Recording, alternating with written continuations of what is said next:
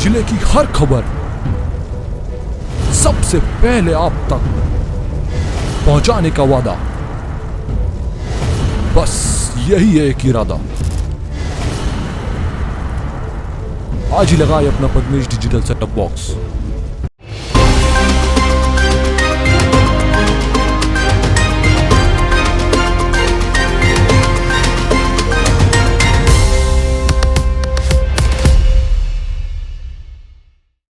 नमस्कार, आप देख रहे हैं पद्मेश 24/7 कृष्णा संडे के साथ। चलिए न्यूज बुलेटिन की शुरुआत करते हैं हेडलाइन से। जिले में कोविड से मौत का नहीं थम रहा सिलसिला, 2 दिन में हुए 16 शव के अंतिम संस्कार। 1 जून से अनलॉक पर तहसील मुख्यालयों पर हुआ मंथन। किरणापुर में शनिवार रविवार को रहेगा कोरोना कर्फ्यू।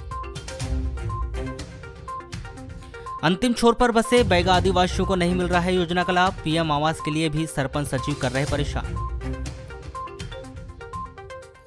पीएम मोदी के 7 साल का कार्यकाल पूरा होने पर भाजपा ने जिले भर में मनाया कार्यक्रम।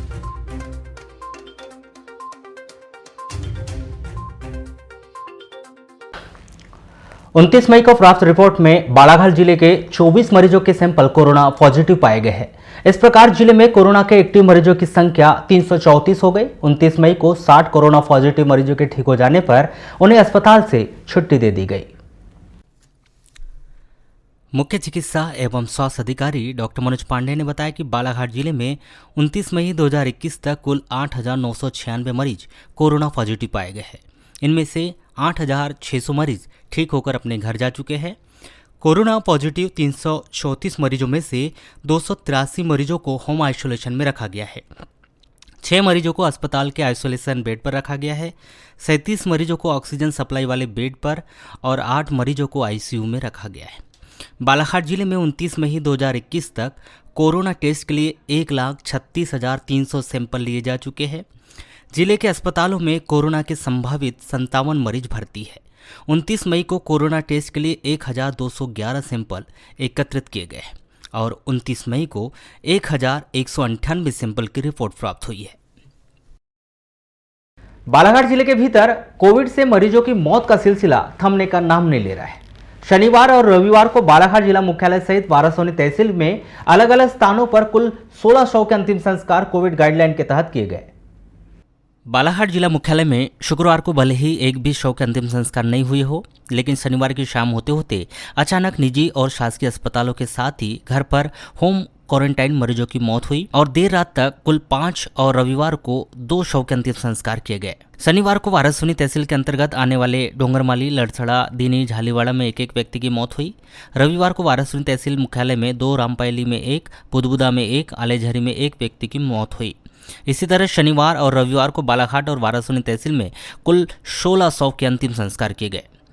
हम पहले भी बता चुके हैं कि भले ही सरकारी और निजी अस्पतालों में मरीजों की संख्या कम हो गई हो, लेकिन आज भी शहरी क्षेत्र और ग्रामीण क्षेत्रों में कोरोना पॉजिटिव मरीजों की संख्या बहुत भारी कमी नहीं आई है। हालांकि लोग घरों में रहकर इलाज करवा रहे हैं, तबीयत बिगड़ने पर अस्पताल पहुंच रहे हैं और बहुत अधिक हालत खराब होने के बाद लोगों की मौत तक हो रही है। नगर के इतवारी बाजार में कृषि मंडी की भूमि पर 120 दुकानें बनाई गई है, जिसका निर्माण कार्य पूरा हो गया है, लेकिन यह दुकानें अब तक किसी को आवंटित नहीं हो पाई। यह बताएं कि इन दुकानों का आवंटन 2 माह पहले ही खोला जाना था, लेकिन लॉकडाउन लगने के कारण दुकानों की आवंटन प्रक्रिया अटक गई है। इन दुकानों का निर्माण कार्य वर्ष 2017 में प्रारंभ हुआ था। तब से ही नगर के बहुतायत लोगों के द्वारा निर्माण कार्य पूरा होने का इंतजार किया जा रहा था। निर्माण कार्य पूरा होने के बाद भी दुकानों के आवंटन में कुछ न कुछ रोड़ा आते ही जा रहा है। इस संबंध में दूरभाष पर चर्चा करने पर उपयंत्री कुशल खोबरागड़े ने बताया कि लॉकडाउन लगने के कारण दुकानों का आवंटन नहीं हो पाया है। जैसे ही लॉकडाउन खुलेगा, मंडी सचिव से बात कर नियम के अनुसार प्रक्रिया के तहत आगे की कार्रवाई की जाएगी। 1 जून से 50% कर्मचारियों के साथ कार्यालय संचालित होंगे, जिसके आदेश जारी कर दिए गए हैं। आपको बताएं कि 1 जून से अनलॉक की प्रक्रिया शुरू हो रही है, जिसके तहत शासन की गाइडलाइन के अंतर्गत आपदा प्रबंधन समिति के द्वारा भी अहम निर्णय लिए गए हैं। मध्य प्रदेश शासन के अवर सचिव सुनील मड़ावी ने आदेश जारी कर तमाम जिले के कलेक्टरों को कार्यालय खोले जाने संबंधी निर्देश जारी किए हैं। जिसमें उल्लेख किया गया कि अत्यावश्यक सेवा देने का कार्य करने वाले कार्यालय को छोड़कर शेष कार्यालय 100% अधिकारियों एवं 50% कर्मचारियों के साथ संचालित किए जाएंगे। वहीं प्रोटोकॉल का पूरी तरह से पालन करने के आदेश दिए गए हैं। 1 जून से अनलॉक किए जाने की प्रक्रिया को लेकर रविवार को जनपद पंचायत लालबर्रा के सभागार और ग्राम पंचायत भवन दोनों ही स्थानों पर अलग अलग बैठक का आयोजन किया गया। दोनों ही स्थान पर हुई आपदा प्रबंधन समिति की बैठक के दौरान मुख्य रूप से बाजार खोले जाने को लेकर चर्चाएं हुई। लालबर्रा जनपद पंचायत में खंड स्तरीय समूह की बैठक के दौरान सुबह 6 बजे से रात्रि 7 बजे तक व्यावसायिक प्रतिष्ठान खुले रहने और व्यापारियों से वैक्सीन लगवाने को लेकर निर्णय लिए गए। इसमें निर्णय लिया कल 5 बजे समस्त व्यापारियों की बैठक तय किया गया है, जिससे व्यापारी एवं उनके स्टाफ को वैक्सीनेशन लगा सकें। 2 गज की दूरी, मास्क जरूरी, सभी मास्क पहन के आए एवं गांव के लोग अधिक संख्या में सामान खरीदने ना आए। एक घर में यदि किसी को सामान लेना तो 1 या 2 लोग जरूरी काम से जरूरी सामान लेने आए। वहीं दूसरी ओर ग्राम पंचायत लालबर्रा के भवन में आयोजित बैठक के दौरान 1 जून से मार्केट खुले रहने पर कड़ाई से पालन करा जाने और नियम का पालन नहीं करने पर 8 दिन के लिए दुकान सील किए जाने का फैसला लिया गया।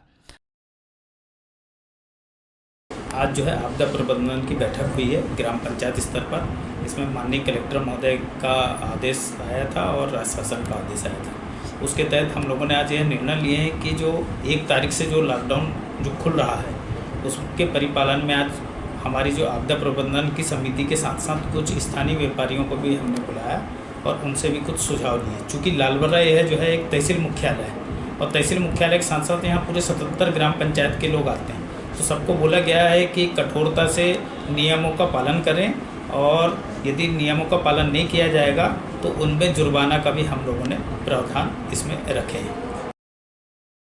गवर्नमेंट ऑफ इंडिया के टेक्निकल कमेटी के द्वारा अब तक किए गए रिसर्च के अनुसार कोविशील्ड के दूसरे डोज में 84 दिन का अंतराल रखा गया है और लगातार दूसरे डोज में शासन के द्वारा अवधि बढ़ाई गई है। जिला टीकाकरण अधिकारी परेश शुक्लव से चर्चा की गई तो उन्होंने बताया कि पूर्व में कोविशील्ड वैक्सीन के दूसरे डोज की अवधि में जो बदलाव किए गए हैं वह गवर्नमेंट ऑफ इंडिया के टेक्निकल कमेटी के रिसर्च के आधार पर हुए। कि जो भ्रामक जानकारी है, भ्रामक जानकारी में कोई भी ना पड़े, इसमें यह है कि गवर्नमेंट ऑफ इंडिया की जो टेक्निकल कमेटी है जो डिसीजन देती है, टेक्निकल कमेटी ने रिसर्च में ये पाया है कोविशील्ड वैक्सीन जो है उसका प्रथम और द्वितीय डोज के बीच में जितना लंबा अंतराल रहता है, जैसे 84 डेज का उन्होंने माना है, तो 84 डेज बाद यदि हम कोविशील्ड का सेकेंड डोज लेते हैं तो निश्चित ही उसमें इम्यूनिटी हमारी ज़्यादा बनी थी, ज़्यादा डेवलप होती और एंटीबॉडी बनी थी। तो टेक्निकल कमेटी ने जो डिसीजन दिया है उस आधार पे गवर्नमेंट ऑफ इंडिया ने उसको 42 डेज से 84 डेज दिया हुआ है। इस संदर्भ में चर्चा के दौरान CHMO डॉक्टर मनोज पांडे का क्या कहना है, आइए जानते हैं। हाँ, तो ये क्या हुआ कि निरंतर एक स्टडीज़ होती रहती है, निरंतर अध्ययन होते रहते हैं, तो उन्होंने पाया है कि अगर लंबा समय रहेगा तो एंटीबायोटिक्स का टाइटर और अच्छा से बढ़ेगा और इसलिए उन्होंने ड्यू डेट उसके जो है गैप है, जैसे पहले बोला था कि 28 दिन के बाद, फिर उन्होंने उसको बोल दिया कि 7 हफ्ते से लेकर के 8 हफ्ते के बाद, फिर उसको अभी और 16 हफ्ते कर दिया है। तो वो जो है निरंतर होते रहने वाले अध्ययनों के परिणाम स्वरूप उन्होंने पाया है कि इस समय अगर ये डोज लगाई जाए तो और ज़्यादा प्रभावी होगा। डॉक्टर पारस फारदी बताते हैं कि जिस तरह से शासन स्तर पर वैक्सीन को लेकर गाइडलाइन में बदलाव किया जा रहा है वह समझ से परे है। वैक्सीन के दूसरे डोज को लेकर स्वास्थ्य विभाग के वरिष्ठ अधिकारियों के द्वारा जो कमिटमेंट किया गया है उसे भी 100% सही नहीं माना जा सकता। बाइट डॉक्टर पारस फारदी, मेडिकल स्टोर के संचालक। देखिए, ये तो डिपेंड करता है वैक्सीनेशन के अवेलेबिलिटी पे कि अपने पास कितना स्टॉक है। तो मैं समझता हूँ कि गवर्नमेंट के पास जो वैक्सीन की जो अवेलेबिलिटी थी वो कहीं ना कहीं प्रचुर मात्रा में नहीं थी, शायद इस वजह से उन्हें मॉडिफिकेशन किया है। और दिन ब दिन आप देख रहे होंगे कि कुछ ना कुछ मॉडिफिकेशन करते रहते हैं। जैसे पहले बोला था कि डायबिटीज़ वालों को नहीं लगेगा या गंभीर बीमारी वालों को नहीं लगेगा, अभी अपन देख रहे हैं कि काफ़ी सारी उसमें छूट दे दी गई है और एज वाइज भी उसमें काफ़ी छूट दे दी गई है। तो बहुत सारे मॉडिफिकेशन देखने में आ रहे हैं। देखो 100% श्योर आज तो मैं कहूँगा कि गवर्नमेंट भी नहीं है या जिसने इसको बाज़ार में लाया है, जिस कंपनी ने लाया है या गवर्नमेंट के जो लोगों ने इसको प्रमोट किया है, वो भी 100% श्योर नहीं है। ये कहीं ना कुछ इसमें कमी तो है। वाराणसी बस स्टैंड स्थित सामुदायिक भवन में रविवार को आपदा प्रबंधन समूह की बैठक का आयोजन किया गया, जिसमें बाजार रात 7 बजे तक खुले रहने पर सहमति बनी। लेकिन इस दौरान सख्ती से आदेश दिए गए कि जो दुकानदार कोविड गाइडलाइन का पालन नहीं करेगा उसकी दुकान को 15 दिनों के लिए सील किया जाएगा, जिसमें प्रदेश सरकार के द्वारा जारी की गई गाइडलाइन के बारे में विचार विमर्श कर अपने सुझाव दिए गए। साथ ही संक्रमण को रोकने की दिशा में सार्थक प्रयास अभी विचार विमर्श किया गया, क्योंकि अनलॉक होते ही भीड़ बाजारों में बढ़ेगी, ऐसे में संक्रमण बढ़ने का खतरा बना रहेगा। इस दौरान किस प्रकार से संक्रमण पर काबू पाया जा सकता है, वैक्सीनेशन में जो कमी नजर आ रही है उसमें अधिक से अधिक लोगों को वैक्सीनेशन करवाने के लिए किस प्रकार से जागरूक किया जा सकता है, वहीं किस प्रकार से कदम उठाया जाए जिससे कि वैक्सीनेशन की संख्या बढ़ सके। साथ ही अन्य प्रकार के विचार जैसे 7 बजे दुकानें बंद जैसे विषयों पर विस्तार पूर्वक विचार किया गया। शासन के निर्देश प्राप्त हुए थे अनलॉक को लेकर, इससे संबंधित हमें अभी कलेक्टर साहब के यहाँ से निर्देश दिया गया था कि बैठक लेके ऊपर सबसे चर्चा करें, जो राज्य शासन के निर्देश हैं उसमें अगर कुछ सुझाव होता है अनलॉक को लेके तो वो सुझाव फिर हमको कलेक्टर साहब की तरफ भेजना है। तो उसी संबंध में आज बैठक किया गया। बैठक में हर बिंदु पर चर्चा की और 2-4 सुझाव आए भी और अच्छे सुझाव आए। इसमें शादियों को लेकर एक सुझाव आया कि शादियाँ जो होंगी अगर 20 लोगों को परमिशन हम देते हैं तो 20 लोगों को उन्हीं लोगों को परमिशन देंगे जिनका वैक्सीनेशन हो चुका है। अगर उसका वैक्सीनेशन नहीं हुआ है तो फिर परमिशन में उस व्यक्ति को हम परमिट नहीं करेंगे। दूसरा, जो राइस मिलर्स हैं या टाल वाले हैं तो इनके यहाँ लेबर काम करती है, तो 300-400 लेबर यहाँ काम करते हैं इनमें उद्योगों में, तो इनका भी हम अभी लेटर मंगवाएंगे नाम के साथ और उनको वैक्सीनेशन कराने के लिए हम एक समय सीमा निर्धारित करेंगे कि आप इस 7 दिन या 6 दिन में सबका वैक्सीनेशन करा लें। अगर वैक्सीनेटेड के बिना कोई व्यक्ति आपके यहाँ काम करता मिलता है तो फिर उसके लिए हम विचार करेंगे अलग से। तो ऐसे 3-4 सुझाव आए हैं जिसको फिर अब हम कलेक्टर साहब की तरफ मूव करेंगे। कोरोना महामारी के चलते आर्थिक समस्याओं से जूझ रहे जिले के प्राइवेट स्कूलों के लिए राहत भरी खबर यह है कि जिला शिक्षा केंद्र के प्रयासों के तहत विभिन्न नोडल अधिकारी और बीआरसी के माध्यम से प्राप्त हुए 308 प्रपोजल को स्वीकृति देते हुए 1,67 लाख रुपए जारी किए जा रहे हैं। आपको बताएं कि काफ़ी महीनों से स्कूल संचालकों के द्वारा जिला शिक्षा केंद्र में प्रपोजल जमा करवाए गए थे और वर्तमान परिस्थिति को देखते हुए सभी प्राइवेट स्कूलों के द्वारा आरटीई की राशि का इंतजार किया जा रहा था ताकि वे स्कूलों की विभिन्न आवश्यकताओं को इस राशि के माध्यम से पूरा कर सके। शासन के निर्देश के तहत शिक्षा अधिकार अधिनियम के तहत स्कूलों को गरीबी रेखा के नीचे आने वाले 25% छात्रों को निःशुल्क प्रवेश देना अनिवार्य होता है और जिनके प्रतिपूर्ति शुल्क राशि शासन के द्वारा प्रदान की जाती है। इस संदर्भ में दूरभाष पर चर्चा के दौरान डीपीसी पीएल मेश्राम ने बताया कि नोडल अधिकारी और बीआरसी के माध्यम से 2018-19 के करीब 308 प्रपोजल प्राप्त हुए थे, जिस पर कार्रवाई करते हुए 1,67 लाख रुपए की राशि स्वीकृत की गई है, जो 1-2 दिन के भीतर प्राइवेट स्कूलों के खाते में जमा कर दी जाएगी। उन्होंने कहा कि इसके अलावा 75 प्रपोजल पर कार्रवाई होना बाकी है, यह कार्रवाई भी शीघ्र पूरी कर दी जाएगी।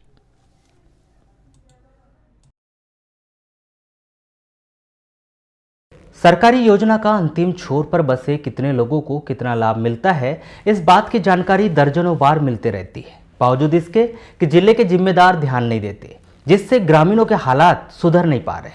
कुछ इस तरह के हालात जिले के दक्षिण बैयर के गुराखारी गांव में देखने को मिले, जहां ग्रामीणों ने योजना में शामिल करने के लिए सरपंच सचिव पर पैसों की मांग किए जाने का आरोप लगाया है। वहीं पैसे देने के बाद भी उनके मकान अधूरे होने की बात कही गई। यह मामला उस वक्त सामने आया जब ट्राइबल कोविड टीम बालाघाट जिले के दूर अंचल क्षेत्रों में राहत सामग्री बांटने पहुंची, जहां के टीम के सदस्यों ने ग्राम गुराखारी, शेरपार, नेवरगांव, आरामटोला, गुदमा, बरदा, बमनी, शैला, करेली, खापा और घाना सहित अन्य ग्रामों में निवासरत बैगा गोंड जाति के लोगों को राहत सामग्री दी। वहीं बैगा आदिवासी उत्थान के लिए चलाई जा रही विभिन्न योजनाओं की जानकारी देने पर ग्रामीणों ने टीम को अपनी आप बीती सुनाते हुए उन्हें उनकी इस समस्या से निजात दिलाने के लिए कहा। नहीं मिल रहा है और वो महीना वाले पैसा भी नहीं। क्यों नहीं मिल रहा है? पता नहीं। तो सरपंच सचिव से आपने बोला था? कितना बार कागजात दे दिए तो भी नहीं मिल पाया। तो पहले मिलता था? नहीं, शुरू से मिला ही नहीं है? नहीं, शुरू से मिला नहीं। अच्छा, तो तुम्हारे पास कार्ड कौन सा है अभी? राशन कार्ड कौन सा है?